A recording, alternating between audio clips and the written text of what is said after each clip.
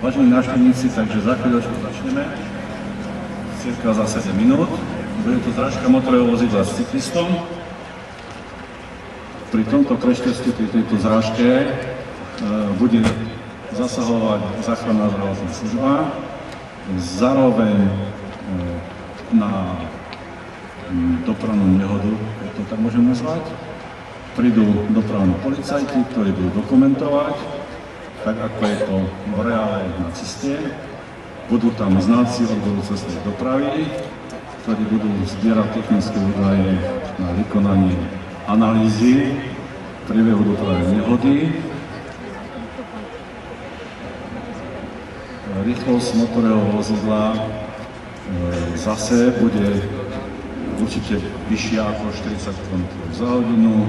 Pri prvej zrážke to bola rýchlosť 46 km za hodinu. Hmotnosť cyklistu dospelého 80 kg.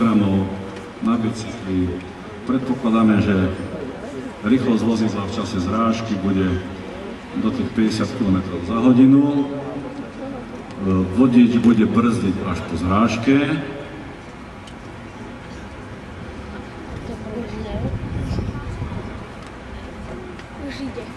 Akciu organizujeme v rámci preventívnej činnosti za účelom priaznivého ovplyvnenia následkov dopravných nehôd, čiže aby nehôd bolo čím menej, tým lepšie pre nás, aby neboli žiadne újmy na zdraví, čiže aby na našich cestách bolo bezpečnejšie ako doteraz. Aby tie štatistiky, ktoré sú stále hovorené, tie tabuľočky boli celkom iné ako teraz.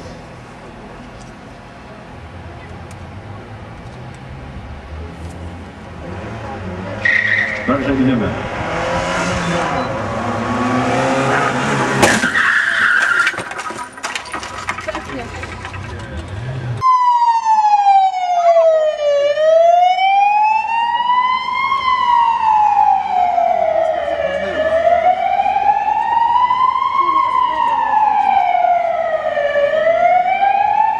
Pozorne sledujte činnosť záchrannej zdravotnej služby.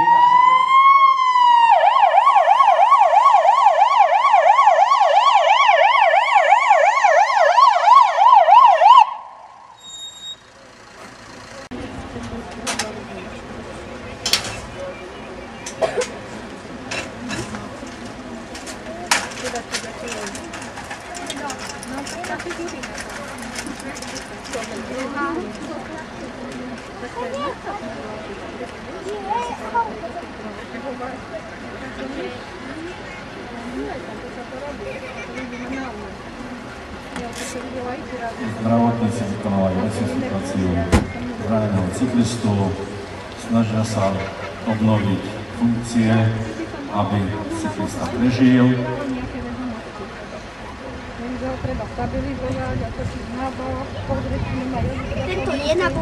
Snažia sa obnoviť dýchanie, činnosť srdca. Najprv vykonali stabilizovanie zraneného cyklistu.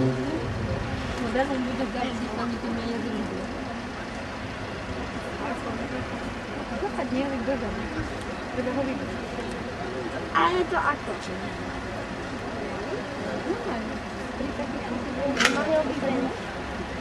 Lebo tak nebudú na druhého. Ja to normálne áno. Keď je dobre spolky do všetkej a vytrhne presne tak, lebo dávam vydala by to by malo tam zapadne. To je také prvé, vyčistí do ktorú máte tam na to dvárky alebo niečo také. Áno, ktoré to teda vyčistí.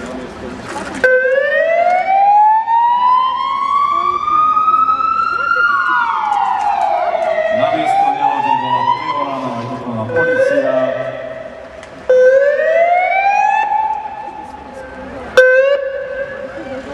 Ako som spomínal, budú dokumentovať následkové nehody, aby sa objektívne posúdili príčiny, prečo vlastne došlo k zrážke.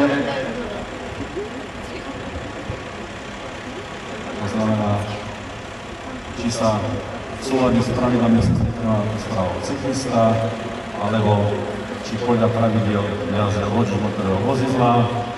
prišli príslušníci dopravnej polície, ktorí zistujú základné informácie o dopravnej nehode.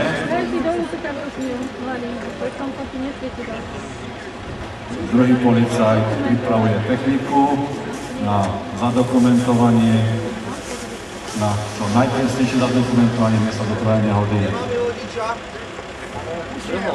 Vodič je tu, ide sa podrobiť orientačnej dýchovej skúške. Takže základné úkony, ako na mieste dopravnej nehody, prvé informácie.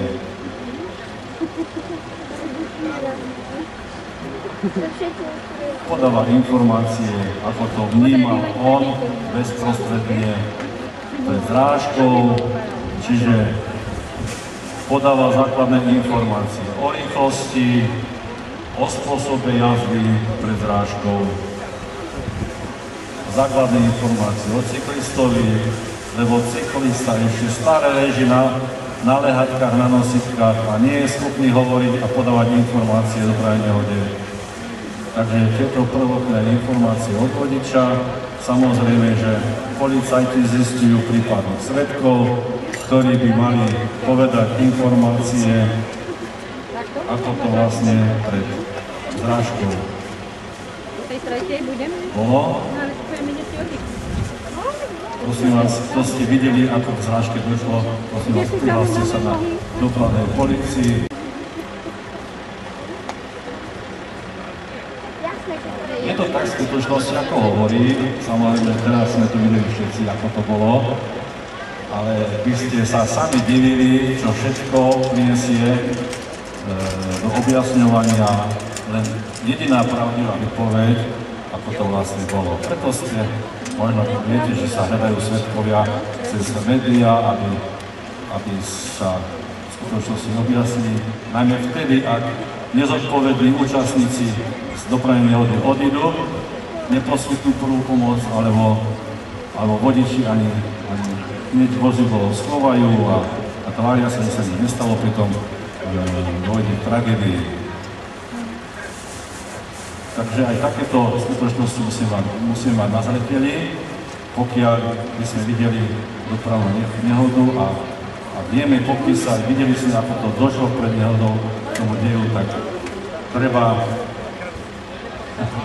pán príslušník hovorí, že treba odobrať krev cyklistovi, podať správu na políciu, správu o lekárskom ošetrení zraneného cyklistu a takéto veci.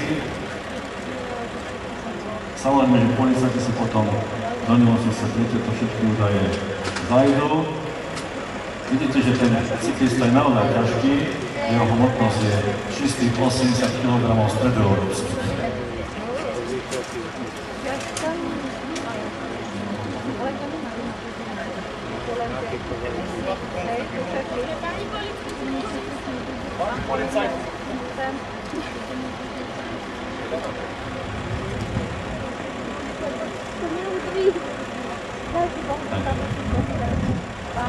Prosím vás, môžete nám popísať váš zásah?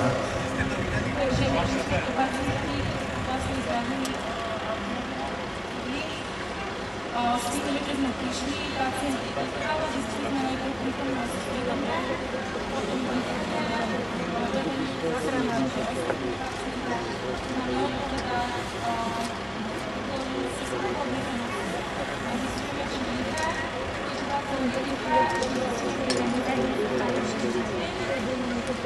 a vlastne, keď nemáme hľadný puls ani dýchanie, tak začíname so stlačeniami začíname so stlačení a vlastne a opakujeme tento interval a keď zistujeme vlastne opäť postupom a pomakom, či pacient a začíname pacient nabehol, že mal prítomný puls, my keď sme ho stabilizovali, dali ho na tzv. Kritickú dosu. A vlastne stabilizovali sme ho ešte predtým, keď sme a predpokladáme, že pacient má asi a vlastne pacient sa testuje na tento stanford a dávame vlastne teda diagnostika a transportujeme do nemocnice, my ešte systémne ambulantných lekárov, ďalšie vyšetrenia, zajistíme